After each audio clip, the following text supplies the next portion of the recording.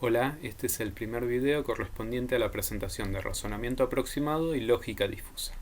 En este video vamos a ver una introducción al concepto de razonamiento aproximado, que es una tecnología dentro de la inteligencia artificial, y ya en el video siguiente vamos a empezar a ver qué es y cómo trabaja la lógica difusa. Bueno, una definición de razonamiento aproximado es la siguiente. Es un modelo que permite imitar la manera en que las personas toman decisiones. Dice, para ello, aplican métodos para representar, combinar y propagar información imprecisa y o incierta. Entonces, esta característica hace que los modelos de razonamiento aproximado se distingan de los otros modelos que utiliza la inteligencia artificial porque permiten trabajar y gestionar con conocimiento o información que es imprecisa y o incierta.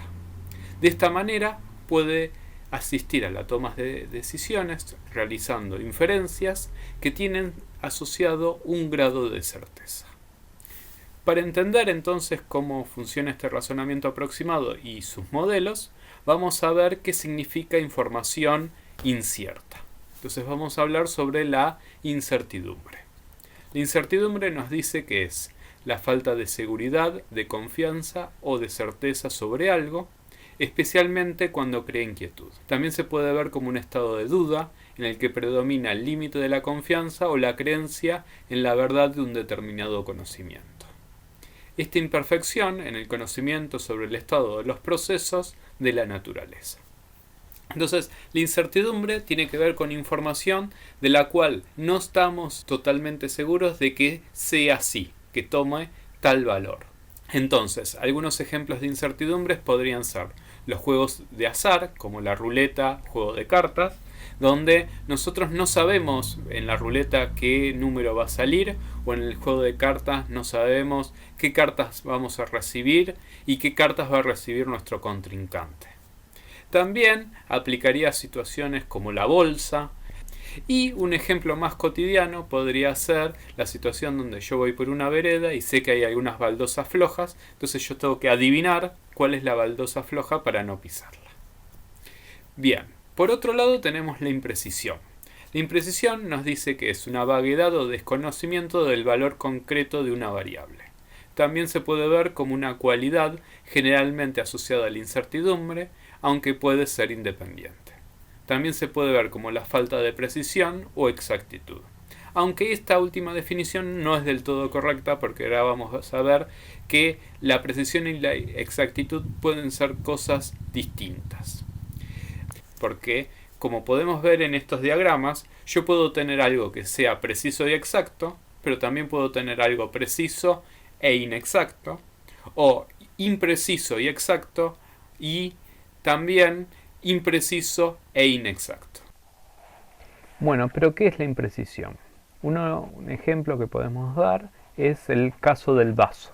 Yo tengo un vaso con la mitad de agua y un optimista me puede decir que está medio lleno, pero un pesimista me puede decir que está medio vacío. O sea, depende de la visión de la persona, va a tener un valor impreciso tendiendo a que está lleno o tendiendo a que esté vacío. En lugar de decirme el vaso tiene tantos mililitros de agua, me dan una valoración bastante ambigua.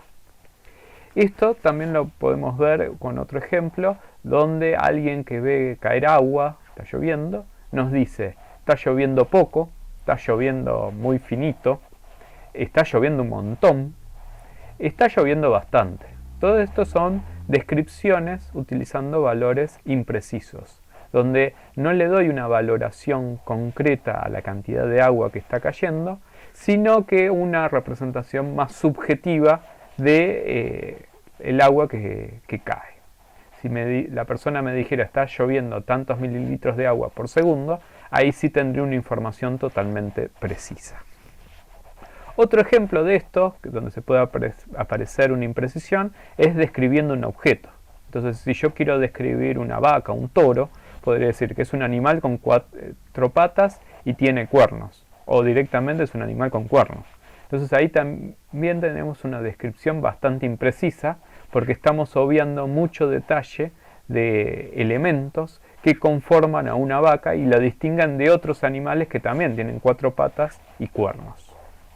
Entonces, depende del nivel de detalle que nosotros estemos agregando, podemos tener distintos grados de imprecisión para describir algo.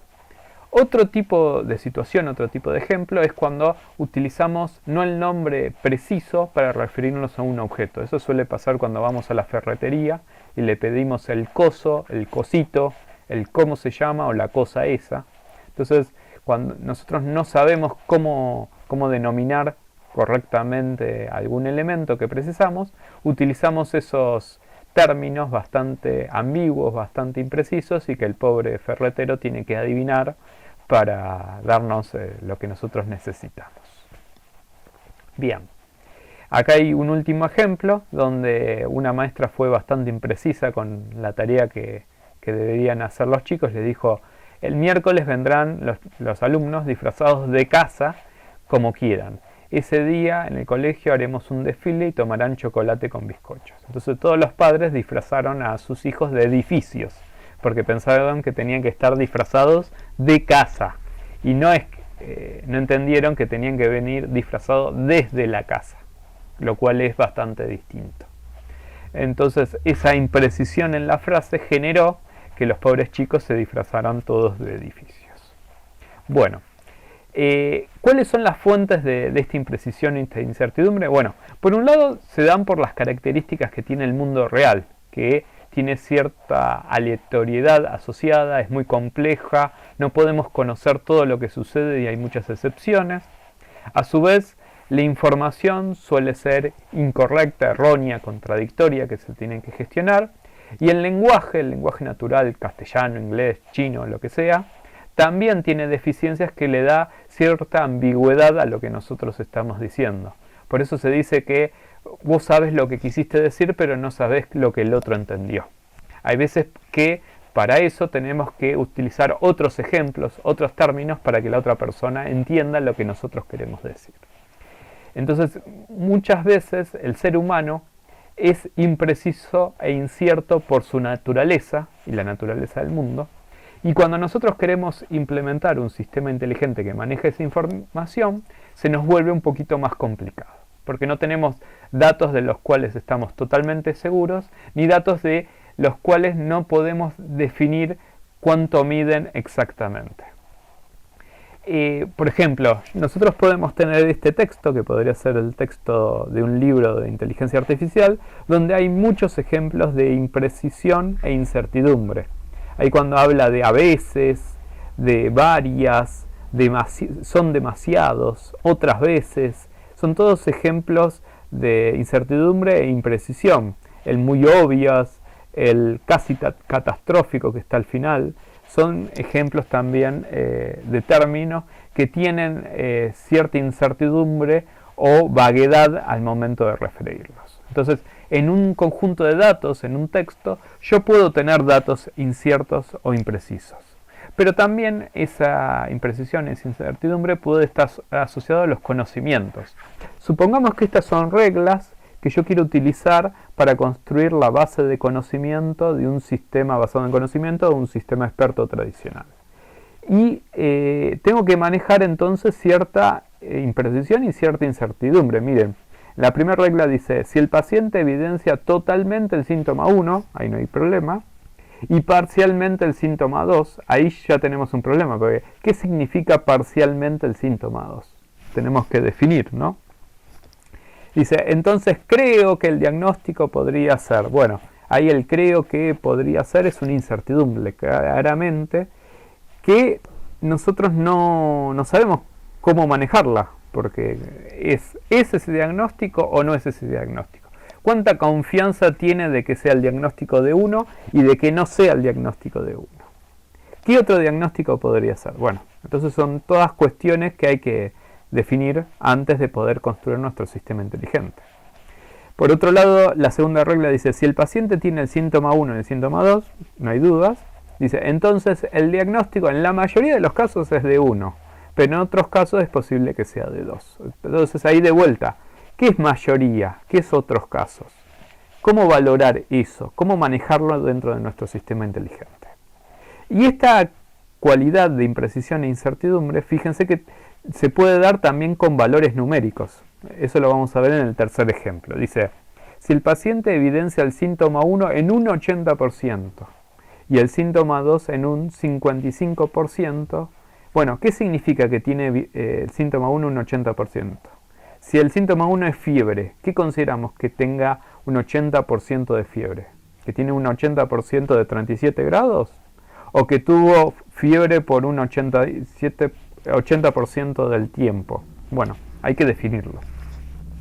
Y la consecuente nos dice, entonces el diagnóstico en el 75% de los casos es de 1, pero en el 40% de los casos es de 2. O sea, 75 y 40 obviamente son incertidumbres porque no estamos seguros de que es de 1 o que es de 2, pero fíjense que también se puede solapar y se puede presentar de 1 y de 2, porque 75 más 40 da más del 100%.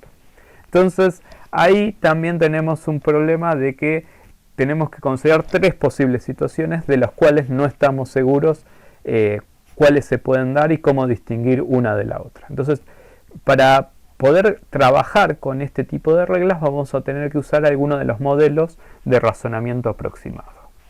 Esos modelos de razonamiento aproximado se pueden distinguir en 2 tipos, los que usan métodos cualitativos y los que usan métodos cuantitativos o numéricos. Los métodos cualitativos no los vamos a ver. ¿Por qué? Porque son más teóricos, que sirven para explicar cómo se debería manejar hipótesis o tesis con cierta incertidumbre o cierta imprecisión. Entonces no tienen aplicaciones prácticas. Dentro de los métodos cuantitativos o numéricos están el método probabilístico clásico, que ustedes ya conocen de la asignatura Probabilidad y Estadística. Entonces lo que hago es usar un sistema inteligente que aplica esos métodos, generalmente con fórmulas un poquito más complicadas, para poder hacer razonamiento usando probabilidades. Una extensión de este método probabilístico clásico son los modelos de Markov y las redes bayesianas, que por una cuestión de largo del programa de esta materia no la vemos en inteligencia artificial, pero sí se ve en la asignatura electiva.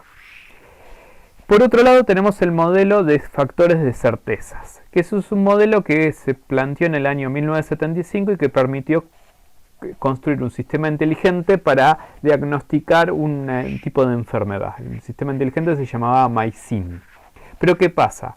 El modelo es bastante simple, se puede entender y usa unas fórmulas bastante claras, pero está basado en varias suposiciones que restringen mucho su uso. O sea, si nosotros queremos usar MySyn, vamos a tener que aplicar algunas suposiciones que hacen que mucha información o muchas decisiones no se puedan tomar.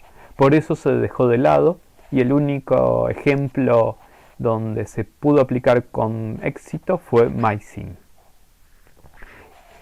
El que sí vamos a hablar es la lógica difusa, que la lógica difusa tiene su relación con la lógica proposicional y la lógica de primer orden que ya vimos, tiene su relación también con la deducción natural, obviamente, pero también tiene ciertas diferencias. Entonces vamos a ver de qué manera esta lógica difusa nos permite representar la información cuando hay imprecisión o incertidumbre, y cómo permite llevar a cabo la toma de decisiones. Entonces vamos a ver cómo yo las reglas que tengo representadas en lógicas difusas las puedo aplicar para construir mi sistema inteligente difuso. Bueno, con esto vamos a cortar el primer video de introducción y así comenzamos hablando de la lógica difusa. Hasta luego.